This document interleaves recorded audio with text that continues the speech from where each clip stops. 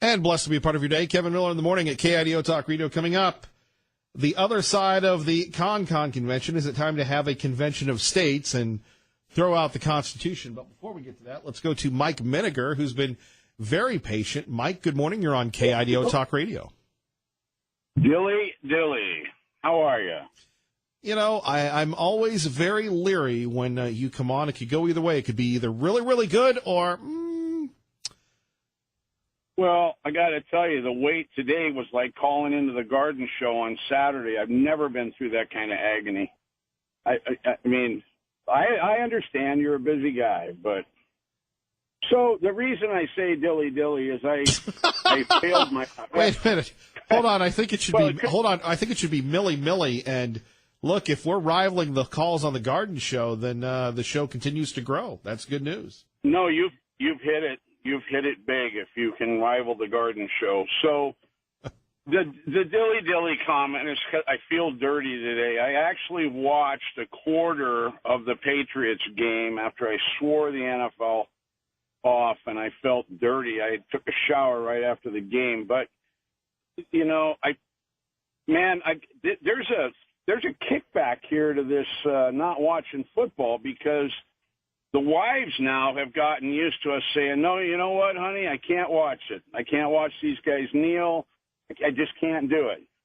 And they take that to heart. And then when we do just want to watch a quarter, I'm telling you what, we kind of had a crap storm going on there for a while at the old La Casa. So I felt, like I say, I don't know if you watch the football or not, Kevin. I don't know which side of the aisle you fall on. That would be the Patriots. Oh, you fall on the Patriots. I love America, sir.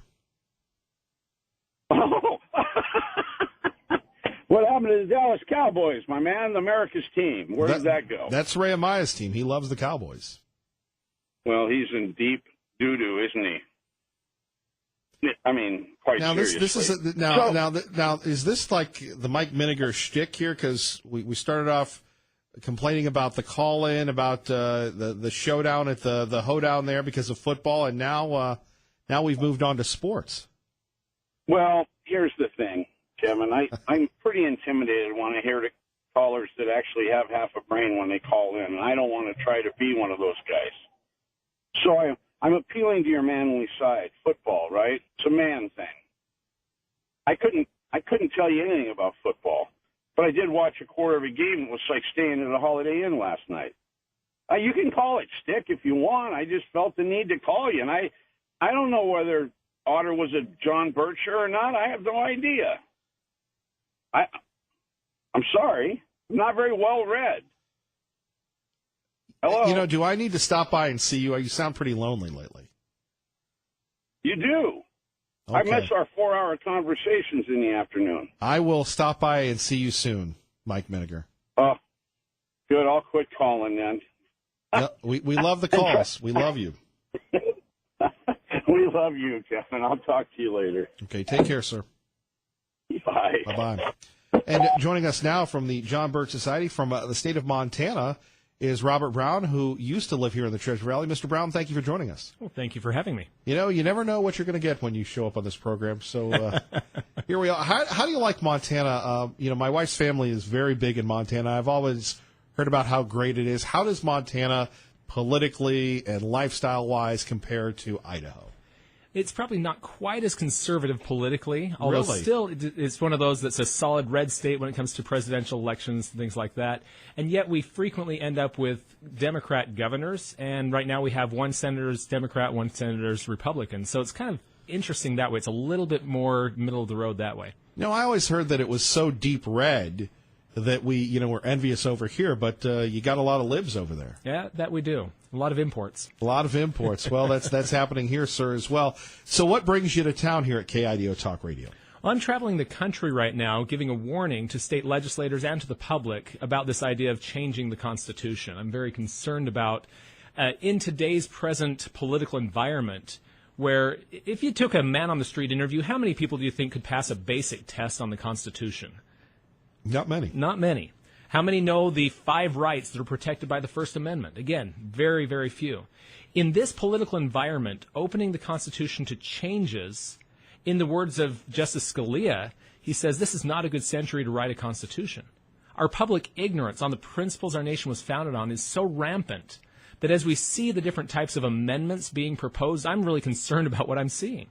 In fact, just about a year and a half ago, the Convention of States organization held a mock convention, a simulation where they had legislators come and kind of do a dry run of a national amending convention to the Constitution. They came up with 6 amendment proposals, most of which would accidentally expand federal power. And that's simply because they didn't really know what they were cutting into in the first place. And that's kind of a dangerous place to start from when we open up the Constitution. If you don't really know what it says, you don't know what the implications of the changes you're making will be. And they did far more damage with those proposed amendments than what we already have. So I'm very concerned about this idea of changing the Constitution in today's political environment. How realistic, Mr. Brown, is that going to happen? I mean, we have this Convention of States that has been going on for quite some time. You have a lot of people on the conservative talk side. The national hosts seem to be embracing this. Personally, at 580-5436, 580-KIDO, I share your belief, considering that we're a lot more diverse culturally, socially, morally, never mind the ignorance argument, which is dead on, than we were back when the Constitution was created. If you open up Pandora's box, it may never get back closed again. Oh, absolutely, absolutely. As far as your question, though, how close are we? It takes 34 state legislatures applying for this convention for it to happen. Right now, there are 28. So we're within 6 states of applying to actually have this convention happen. This has happened before. Actually, back in 1983, we were 2 states away. We had 32 out of the 34 required at that time, at which point enough national opposition grew to push back and states began pulling out again. In fact, just last year, one more state pulled out, Nevada, which passed a resolution to cancel their applications for a convention unanimously in their House and Senate. So if it's obvious such a bad idea, why do you have people doing that? And what's the movement like here in Idaho? How do you read the tea leaves? Really, the main lure for it is desperation. Clearly, I think we can agree that our nation is off track. We're really not following the Constitution as written, not remotely. And as an effort to try to get back on track, some groups are promoting that this is what Article 5 conventions are for. And that's not really borne out by the founders' statements on it. But they also say this is the only option we have. And again, that's not supported by the founders' statements either. If you look to the words of the founders, they said Article 5 was for correcting errors in the Constitution. But it's not errors that we're dealing with today. It's blatantly ignoring the Constitution is the problem. And for that, the founders repeatedly gave us tools for constitutional enforcement. All throughout the Federalist Papers, one of the most common themes is how the states and how the people can enforce the Constitution. The states already have the power. One example of this would be from Federalist 16. Alexander Hamilton, not exactly a small government advocate, and yet he even said, if the federal government oversteps their bounds, the states have only not to act or act evasively and the measure is defeated. And what he's referring to is in most cases, federal programs require the states to help implement them. And if the states feel like that's an unconstitutional action, they have no requirement to help implement it. And that's the first thing I would encourage Governor Otter and the state legislature here to look at is what programs do we feel are unconstitutional, invalid, and we should not be participating in or helping implement. Let's go to the phones, and we go to Cindy in Caldwell. Cindy, good morning. You're on KIDO Talk Radio. Hello, Cindy. Hey, good morning, Kevin. I just have to first give a shout-out for your party next week. Great reservation person yesterday in the events place when I made the reservation, and great menu. That said, no, I am not desperate, and I had friends for dinner Sunday. I know Tom Munns. I am not desperately afraid that if they open up to dialogue around the Convention of States. For me, I happen to, not because they're talk show hosts, not because I read Liberty and Tyranny, but I happen to agree that already that in the United States, the night is very far spent. And it's not in desperation, it's just a means to try to look at where we are at in America that's really fallen from within. We had a president who totally agreed as a constitutional lawyer that he ignored the Constitution. To me, it is also to push back against the judiciary and the overreach.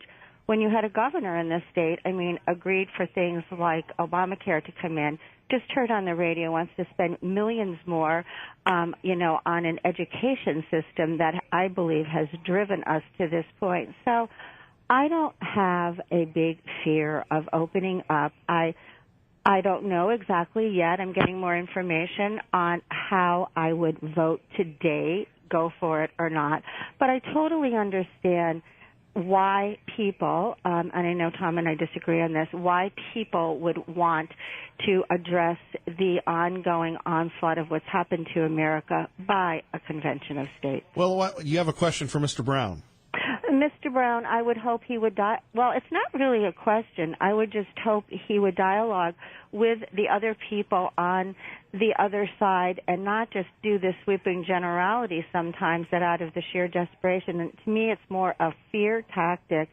And I guess I would just hope that the voice of reason with these two parties would understand more why each other are juxtaposed to, to their position. And I'm for it.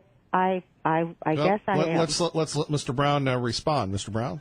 I really appreciate the approach she's bringing to this, because what she's really talking about here is let's have an open dialogue on whether or not we should have this convention. And I totally agree with that. What I see across the country is opposition is being shut down. Those of us who are opposed to this convention are not getting an equal hearing. And for example, just yesterday it was announced that Idaho House Speaker Scott Bedke has said he's going to cancel all committee meetings for a 2-hour presentation in favor of the convention. And yet, they're not giving equal hearing, equal time for those that are opposed to it. I'm going to be speaking there this evening from 4 till 5 at the Lincoln Auditorium, open to the public. And no, members of the House and Senate who have committee meetings that might conflict with that won't be able to attend because they're not canceling the schedule in order for everyone to be able to attend. So I'd love to encourage, especially your House Speaker, let's have an equal discussion on this. Let's have equal footing. If you're going to clear the schedule for a 2-hour presentation in favor, let's clear the schedule for a 2-hour presentation in opposition so people can hear both sides of the argument, because only then can they make a truly informed decision on whether or not this is the right thing to do for America.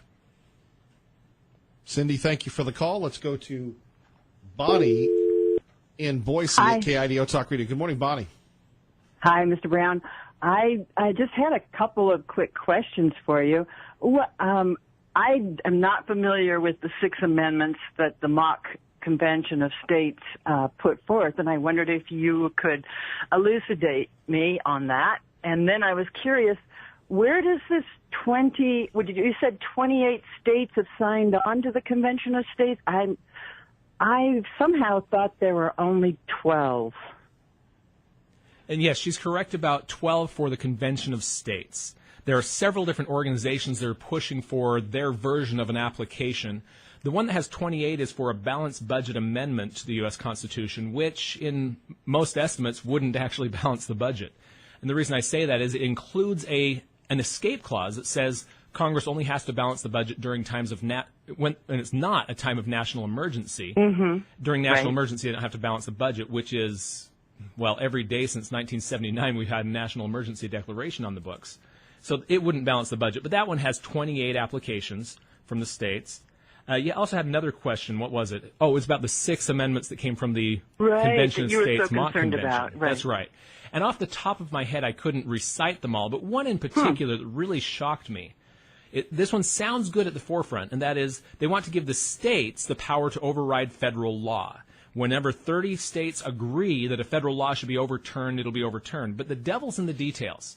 Because what it says is they can override federal law that has been issued by the president, by the Congress, or by the regulatory agencies. By mentioning the president creating law, guess what they just did?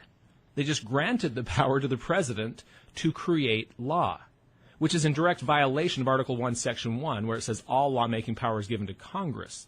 They actually just expanded federal power to legitimize the president creating law as well as the federal regulatory agencies creating law, bypassing Congress completely. And so when you open up the Constitution like this, you have that opportunity to accidentally create new problems. And that's what we see with most of the amendment proposals that came out of that mock convention. Well, don't we have executive orders now that become law? Isn't that what was President Obama was trying to do? Yes, we do. And and that's some of what cause them to use that verbiage. But one of the things we see is, like when Obama used his pen and phone statement, there was a lot of pushback against that because people recognize he doesn't really have that power to bypass Congress and use his pen and phone and so on. And yet, if we were to pass this type of amendment, he would now have full authority to do that legitimately, constitutionally, 24 hours a day, 7 days a week. He could write any law he ever wanted to. This would open up the floodgates, where right now there is pushback to the president doing that. So they do it a little compared to what they would once this was passed. Bonnie, thank you for the call. You're listening to Kevin Miller on KIDO Talk Radio. And we continue on with Robert Brown. Kevin Miller in the morning here. Senator Risch will join us in about 20 minutes. Let's go to Lori in Boise for Mr. Brown at KIDO Talk Radio. Good morning, Lori. Good morning. Thank you. First of all, I'm sorry to be a little rude, but I think it was a little disingenuous to mention 28 states when there are 12, because an Article 5 convention is not called simply for the purpose of what we're talking about, for balancing the budget. And it is 12, and I'm in favor of Idaho moving forward. And I went down and heard Mark Meckler when he was here, and he's going around the country talking to state legislatures, and he's very knowledgeable. He's an attorney and studied this and been part of the practice convention or whatever. But the problem is Pandora's box was opened in the 1930s with President Roosevelt when he threatened to sack the Supreme Court, and they created all these federal agencies. And like Mr. Meckler says, we are not living under the Constitution that was created back in the 1700s. We're living under the 12-pound, 3,000-page Constitution that is what the declarations of the Supreme Court have said. And that is the type of action we need to take to correct the errors in that Constitution. And the amendments, the process is that the state legislatures, they send delegates. They can send as many as they want, but each state only gets one vote. And they have to act only on what the state legislatures order them to do. And when they leave the convention, they can only, then it goes out to all the states. And until it's ratified, it's not law. And there's no way that the liberal states can unbalance the small states, the small population states, which is the majority in this country. There's no way. It's not going to happen. And so there's no other way to correct some of the errors that are going on right now. The balance, or what we're talking about, is trying to impose term limits. That's some of the major ones on judges, on legislators, and different amendments that would shrink the power of the federal government. And there's no other way that can happen. What you're talking about is jury nullification. I talked to some of the people about that, and it's not going to happen. And you're not going to get governors to refuse to obey federal mandates. That's not going to happen. This has to happen. There is no other way. That's my opinion. All right, Lori, thank you for the call. Mr. Brown, your thoughts? Well, there are a lot of things there to address, and frankly, there's a lot of misinformation that needs to be corrected there. First of all, she said it was disingenuous to say it's 20 when it's 12. This is actual fact that there are 28 states that have applied for a convention for the balanced budget amendment proposal, which is a separate application from the one she's thinking of. She's not aware that there are actually two different applications going on here that we're talking about. The one she's talking about is Convention of States, which only has 12 presently. But there is a separate one that's at 28. One other issue she brings up, Mark Meckler actually was just here in Idaho talking about let's have this convention. One thing I find is he's not willing to debate us. In fact, just recently he was scheduled in South Carolina at a Tea Party convention to debate a good friend of mine on this topic. But when it came down to it, they canceled, my friend being a guest there, they canceled the whole debate. They don't want to debate. They don't want an even playing field. They don't want a fair hearing on both sides. Because when both sides are properly presented, this doesn't look like such a good idea after all, and they want to try to shut that down. And so, just like I was saying earlier with the House Speaker here in Idaho, Scott Bedke is giving 2 hours of cancel all the schedule and all members of the House need to come to this meeting. They're not doing that for me. They're not doing that for the opposition side. They don't want an even playing field. The other thing I want to address that Lori mentioned was this is the only way, she says, the only way we can possibly get rid of all these problems we have, the only way we can possibly address the bad court rulings. That's blatantly false.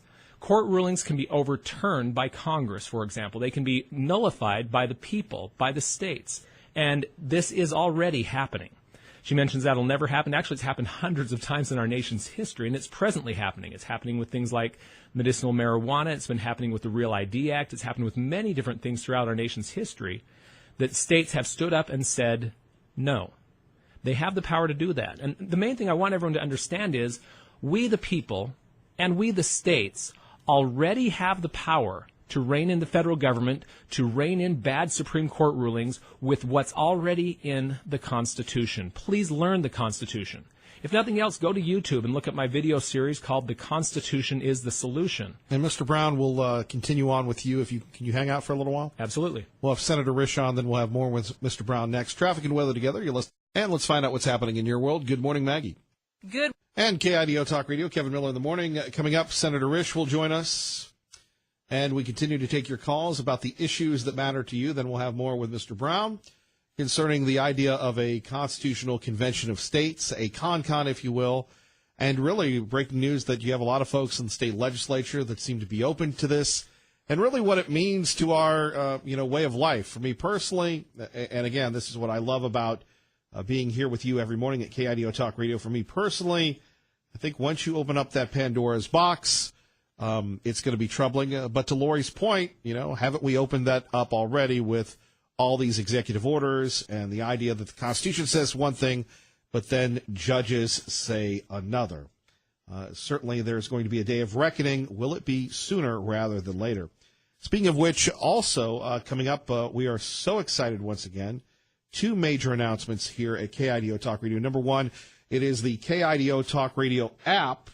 I know you've got an app for this, an app for that, and many people say, well, Kevin Miller, I how can I get you if I'm not living here in the Treasure Valley or if the reception doesn't come in? Well, you go to the App Store or the Android Store, and you look up KIDO Talk Radio. You download the app. It is free, and we have gotten a ton of people that really love it. And like I said, you'll be able to call in quickly. You'll be able to be in touch all the time. And that's at the app or Android store. That's number one. Number two, our State of the Union watch party. We will be at Dave & Buster's once again. We'll have the State of the Union, and then we'll broadcast live afterwards right here, so you don't have to talk back to your TV.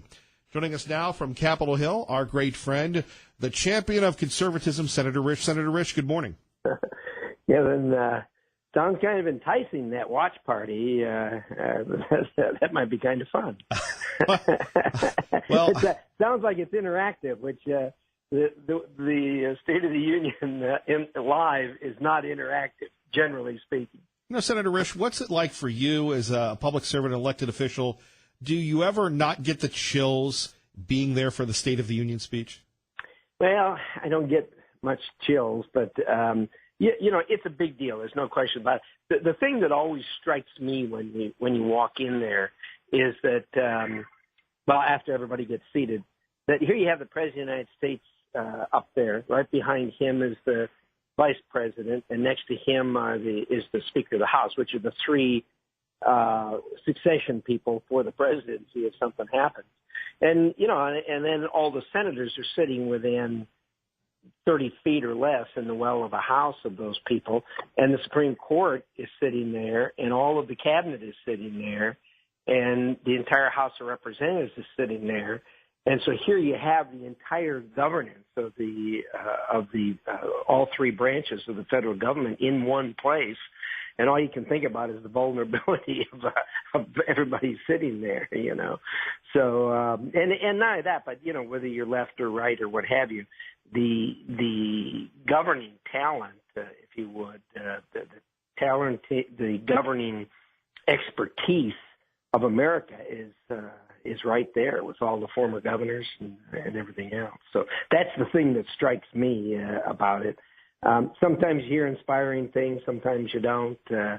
And obviously, depending on who the president is, sometimes you agree and sometimes you don't. So, but it is no matter how you cut it, I don't want to demean this at all. It is an awe-inspiring experience that the the entire government gets together this once a year to hear from the president. Well, one of the criticisms I have is that the State of the Union has, instead of becoming a look, here's the problem and here's some options as to how we can sort this out.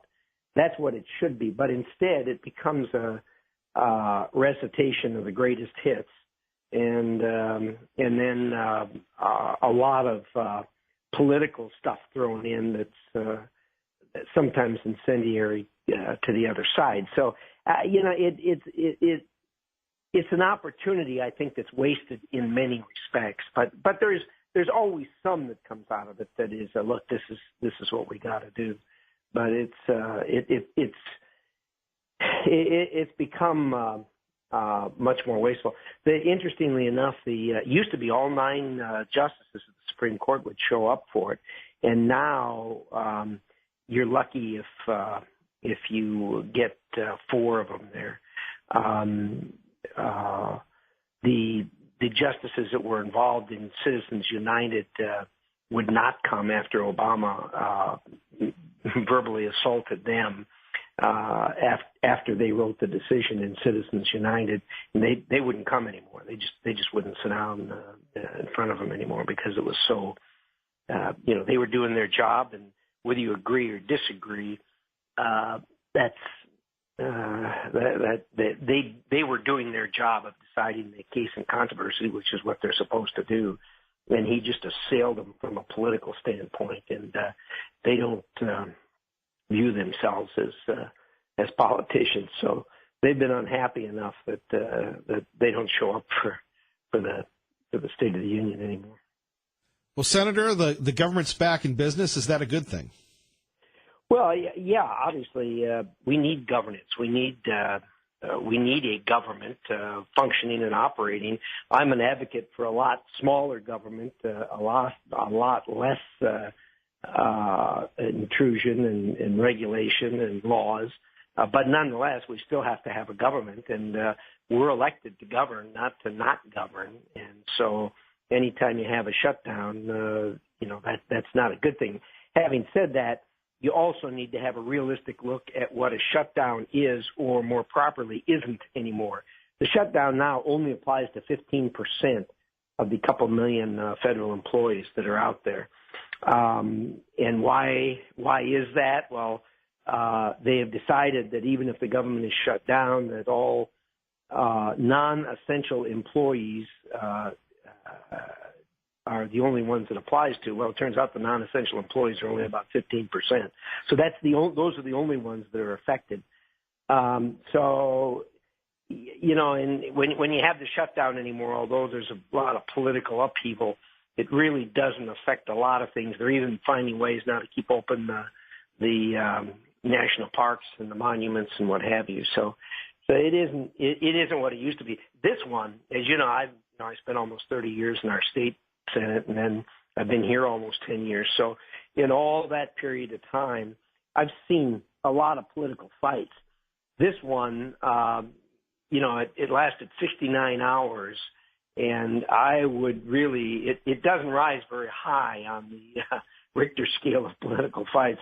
I'd call it more of a pushing and shoving after the whistle blow that didn't draw a yellow flag than anything else. I mean, it was really, but for the people here in D.C. and the national media, this was pretty much a non-event for the American people.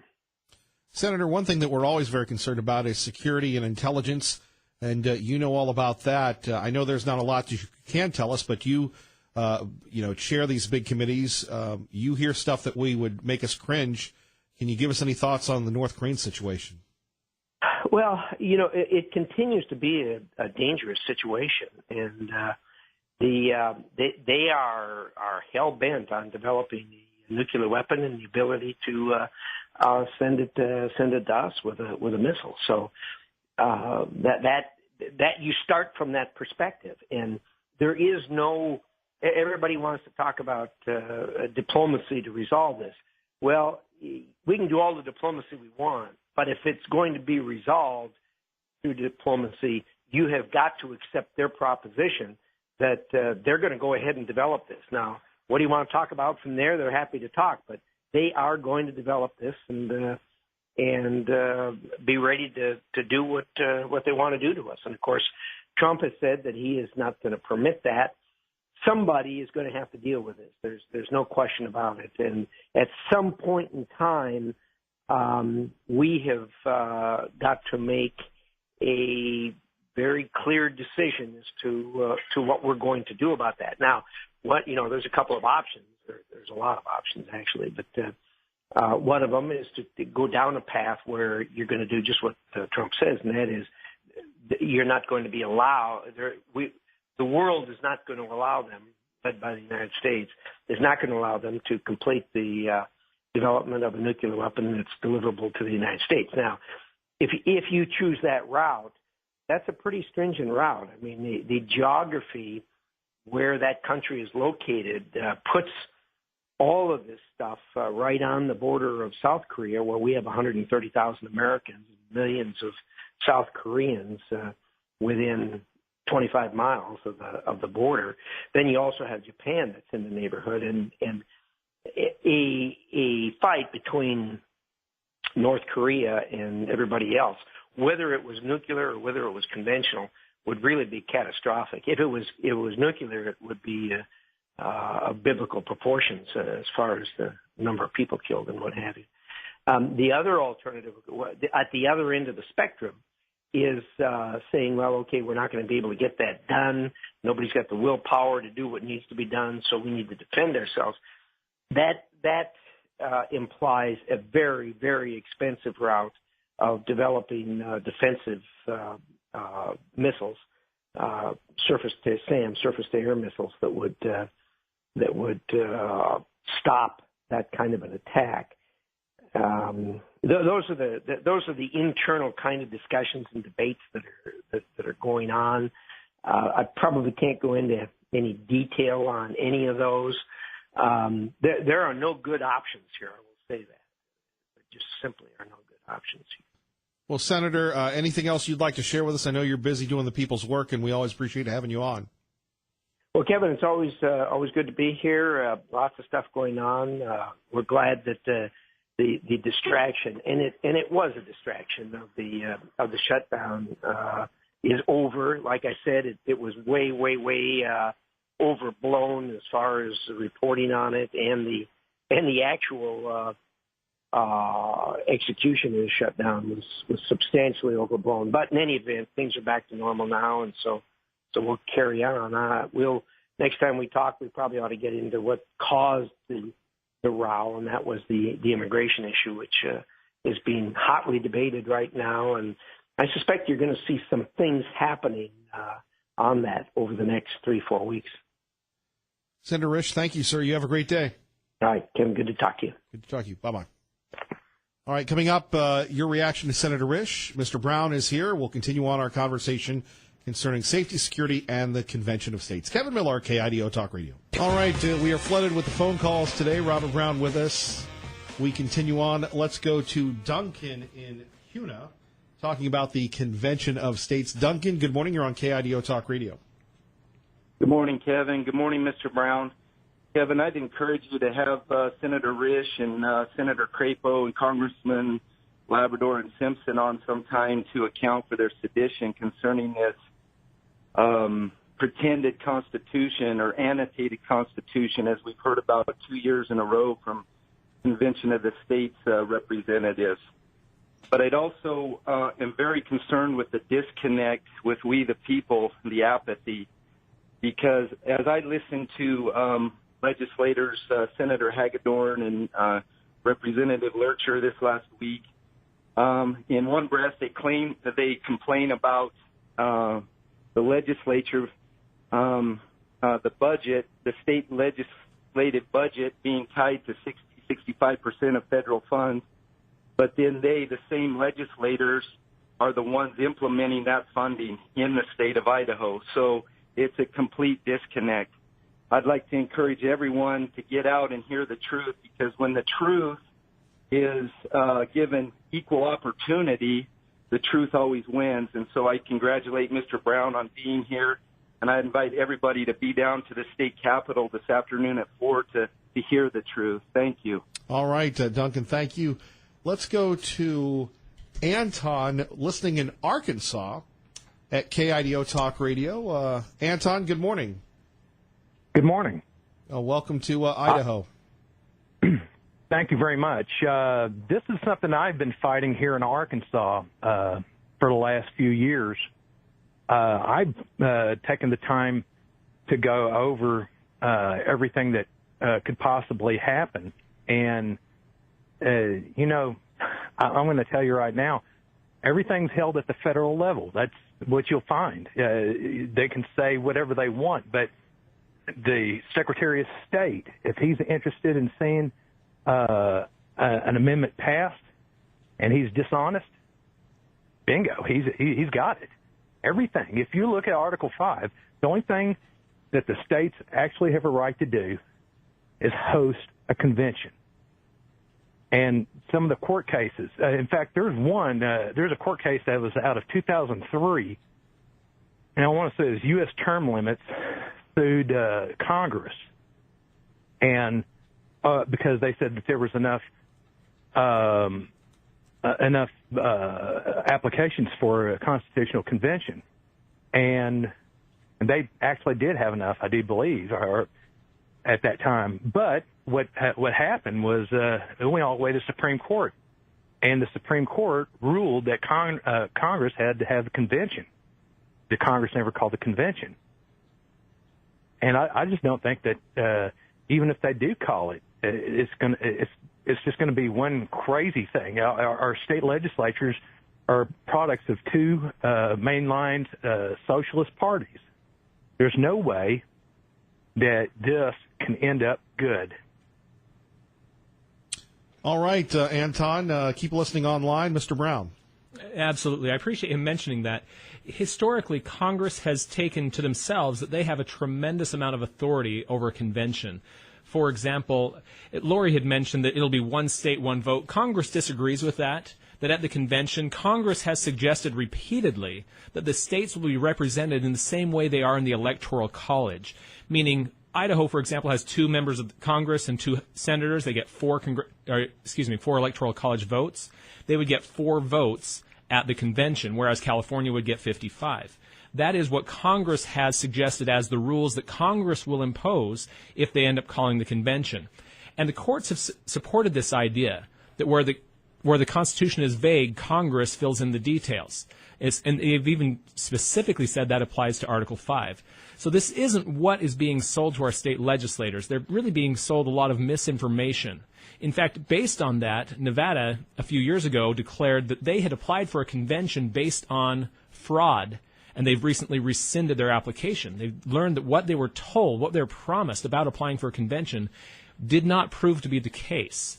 And that's the one thing I want to clearly declare is let's have a fair debate about this. Let's lay the facts out on the table. Let's debunk the myths and see what the truth is. I encourage everyone to call House Speaker Scott Bedke, 332-1123, and tell him, let's have a fair debate about this. Let's not clear the schedule for one side and not the other. Let's have a fair debate. Thanks for the call. All right. Quickly to Patriot Ray on KIDO Talk Radio. Hey, how are you? You know, I'm not in favor of a convention. And I also think that when you just mentioned Becky, I have been in front of that man many times when I was on the plumbing board. They give everybody who's a lobbyist or for a bill that they're in favor of a lot of time to speak. They give the public a minute or 2, possibly 3 sometimes. I was there for 10 years on the state plumbing board, and the things that they do to the people, it's not that they're really listening. They just got already made up their mind in many cases, and they just vote what they want instead of what the people want and what they're supposed to do. So a convention, I'm not in favor of that at all. I think that we need to just get rid of some of these judges, because when one lady talked about the nullification, I have served on 3 courts in Idaho, and 2 of those judges, when they were picking the juries, asked if anyone was in favor of jury nullification, and when they raised their hand, they were dismissed. So that's wrong. He should never ask that question to begin with. So you just keep fired up, keep doing what you're doing. Appreciate you, brother, Mr. Brown, and you just have a great day. And I personally, it's okay because I know who's really in charge, my Lord and Savior Jesus Christ. So you have a great day. Thank you, Patriot Ray. Thank you. All right, quickly to traffic and weather together. KIDO. All right, Mr. Brown, you wanted to say something quickly before we're out? Just final statement again. I encourage everyone to call Speaker Scott Bedke, 332-1123, and tell him, let's have a fair debate on this Article 5 topic. Let's give both sides equal say so we can have a fair debate. Tea Party Bob, final thoughts, 20 seconds. Well, once again, our unqualified legislative leadership is showing their ignorance by not doing what's right and allowing both sides of this issue to be heard. And I call for my legislators to not show up for this meeting for Bedke unless he does schedule a two-part meeting where both sides can be heard. And I think everybody should call up and let him know that. Thank you, Tea Party Bob. Ray Amaya, thank you. Keep the faith, and God bless everyone.